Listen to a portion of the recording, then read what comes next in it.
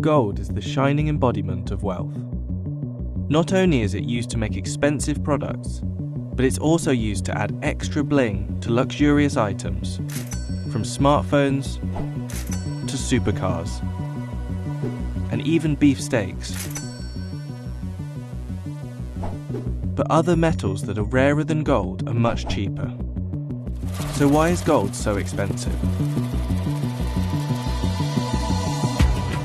Scientists believe gold arrived on Earth after the collision of two neutron stars in space forged gold atoms together into meteorites, which crashed into Earth about 3.9 billion years ago. Over millions of years, Earth's bubbling hot core forced gold nuggets towards the surface. Gold flakes have been found in Paleolithic caves, estimated to date back roughly 40,000 years, marking the first known instance of human contact with the material. But what exactly is gold? Gold is a relatively rare metal, with lots of versatility. It's highly malleable, meaning it can be deformed or changed without fracturing the material. But what distinguishes it from other useful precious metals is its totally unique bright yellow appearance. These factors give gold many practical and superficial uses on Earth. If you're a bride, gold is the perfect embodiment of love and emotion. If you're an investor, gold's an excellent portfolio diversification tool. People like to know that they've got an element of their wealth which they can feel. Often it looks beautiful, it's got a wonderful design on it, and that adds a degree of emotion to the investment. And if you're a manufacturer, if you're someone making smartphones or tablets, gold is an element with the symbol AU and the atomic number 79, viewed as the most noble of all of the noble metals. It's a perfect material for conducting electricity, and it doesn't corrode, it doesn't rust, so it's great to have in your product. Over many centuries, civilizations across the globe became enamored with the beautiful metal, such as the ancient Egyptians. Not only did they use it as a currency, they also buried themselves in gold, believing it to be the flesh of the gods. In fact, King Tutankhamun was laid to rest in 3 gold-wrapped coffins, the innermost of which was made from sheets of pure beaten gold, which would now be worth over $1 million. In 1792, the US Congress passed the Coinage Act, which established a fixed price of gold to US dollars. Over the next century, gold mining captured people's imagination during the Great US Gold Rush. The first was in 1799, after 12-year-old Conrad Reed discovered a huge 17-pound gold nugget on his family's farm in North Carolina.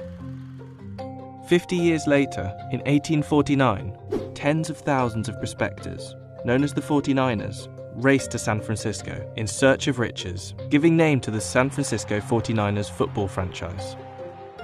These gold rushes heralded the start of modern-day gold mining.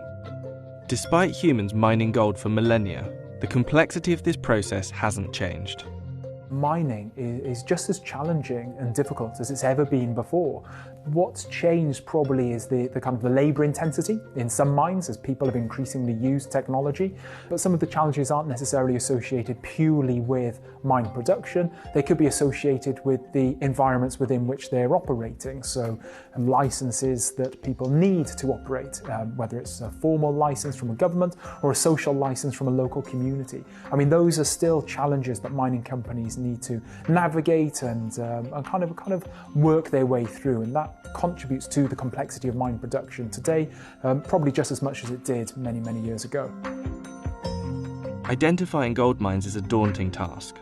It can take up to 10 years for geologists, chemists, and engineers to examine a potential site, and even then, the likelihood of a mine being developed into a productive gold mine is less than 0.1%. Only 10% of these sites contain enough gold to justify further development. But above ground, gold is everywhere. On our fingers, around our necks, and even in our mouths. Gold is used in medicine, architecture, and almost every electronic component. We even launch gold back out into the universe from where it came, not only as a reliable component of spacecraft circuitry, but also in the lining of astronauts' visors to protect them from the sun's harmful heat and ultraviolet light. So with all that in mind, it might surprise you to know how little gold there actually is here on Earth. If you melted down the world's entire above-ground stock of around 190,000 tons of gold, it would form a 72-foot cube. However, if that was divided up equally for every person on Earth, we'd all get roughly an ounce of pure 24 karat gold each. That's about $1,500 worth.